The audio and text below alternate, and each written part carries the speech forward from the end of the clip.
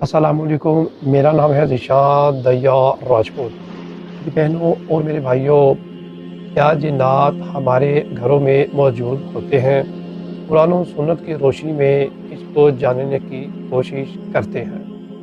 یہ سوال بہت اہم ہے کہ کیا جنات ہمارے گھر میں موجود ہوتے ہیں؟ یا ہمارے ہر گھر میں کوئی نہ کوئی جن موجود ہوتا ہے؟